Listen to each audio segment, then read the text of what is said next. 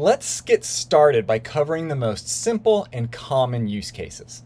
Through the course of this series, I'm going to use an example scenario to illustrate the various ways that you can lock down your access in BigQuery. In this scenario, imagine that your marketing team uses Google Analytics, and they'd like to use the BigQuery integration, which transfers your almost raw data that's been captured by Google Analytics to a BigQuery table at the end of every day.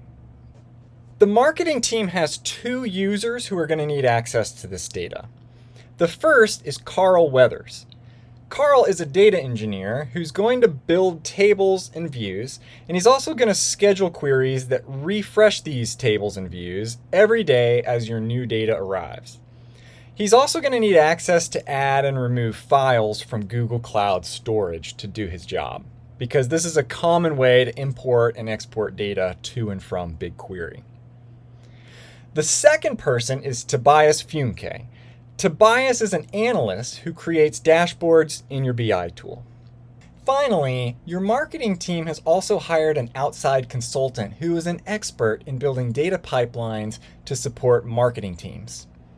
This handsome gentleman will be building a pipeline that will join your digital marketing products with your CRM system, so that when your CRM system, say you're using Salesforce, records that a customer has completed a conversion, this conversion event will also be recorded in Google Ads and Facebook.